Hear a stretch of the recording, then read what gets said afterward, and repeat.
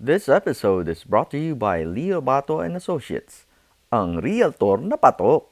Visit abaeservices.com for fast medical transcription service. This podcast episode is brought to you by AB Music Creative.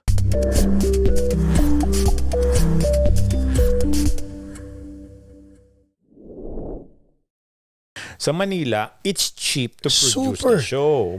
Mura ang ilaw, Mura mura ang ang tao. video, mura ang tao.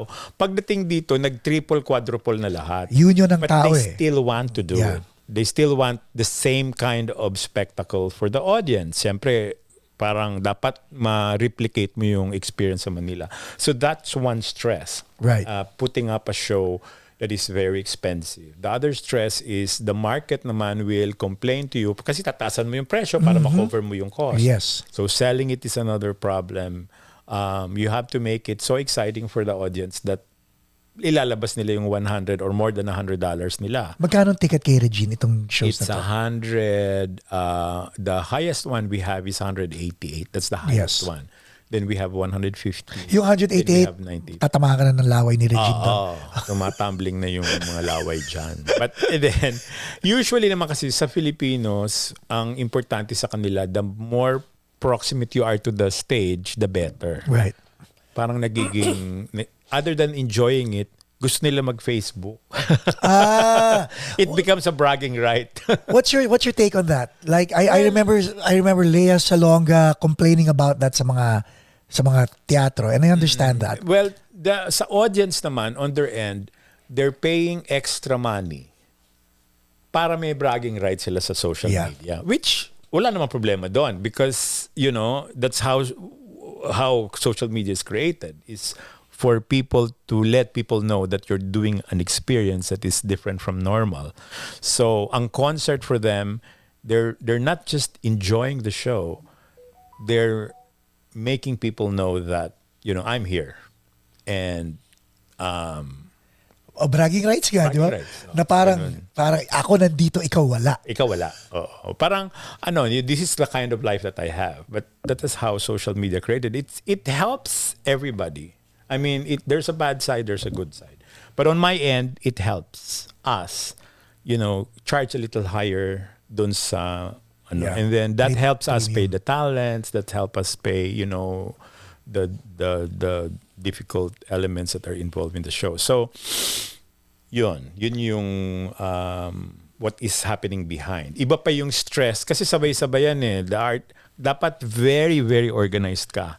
Otherwise, all of these things will happen on the same time, on a very limited time. The artists arrive, you put them in a hotel, you make sure that they get the transportation right, you make sure that the rehearsals are okay, and then you make sure that, whatever they need is there.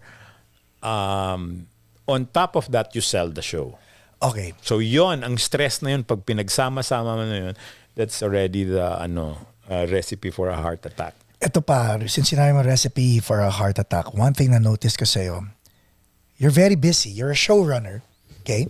Yeah. Which means, I got that showrunner from, saan ba yan? Sa mga television shows in Yes. the US. But that's how I feel I am. You are. I am a showrunner. you are. So, Now,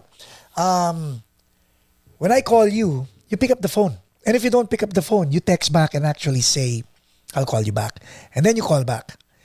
Ngayon, habang nagpa-podcast tayo, your phone is ringing. And in my head, I'm going, my God, this person probably has phone calls early in the morning until late at night. Does it ever stop? No. Kasi you have to talk to Manila in the early morning naman. And then in the daytime naman, you talk to I like to talk to ticket buyers. I like to talk to them because I'm able to understand what they want. So iba-ibang iba-ibang very diverse ang kanilang behavior, pero napipick up ko yung what they want. On February 13, celebrate Valentine's Eve in Beverly Hills with Asia's songbird Regine Velasquez Alcacid. On February 13, Regine rocks at the Saban Theater. Call Enteng the Dragon Productions at 323-440-3174 or log on to entengthedragon.com for tickets.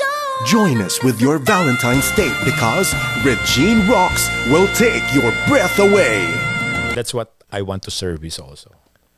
May mga strange, mga strange request. Pero, I'm able to understand the market well. Speaking of strange requests, meet and greet.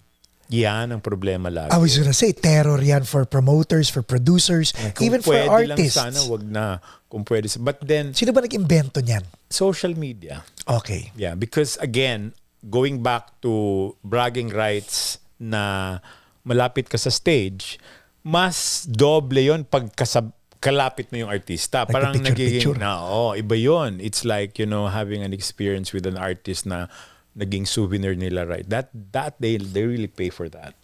It's, well, other than bragging rights, I think it's also getting proximate to the artist. Parang nagkakaroon ka ng feeling na close kayo. Si Regine napaka-cowboy pagdating sa ganyan, no? Cowboy naman lahat sila. Marami naman ganun. Pero meron din iba, yung mga bago, hindi nila naintindihan. Like the new talents, they would, bakit kailangan? Well, the thing is, bakit kailangan? Hindi mo tinataasan ng kilay yan? Hindi naman. Kasi you can never always have taas kilay in this business. You have to be very magnanimous to everybody, from the buyers, to the artist, to the talent managers. Lahat yan dapat nakasmile ka lang. Kahit na gusto mo nang patayin sila. It's a very, it's a very... The end of the game is you want to have a very good show. Sa akin, I've been here for 25 years in this business. And tinatanong ko sarili ko, addict ba ako or what? Parang sasabihin ko na binugbog na ako and all that. Very ungrateful nga ang industriya sa'yo. Yeah. Very, very ungrateful. Although, for me, ever since I was a young kid, I've always wanted to do a show.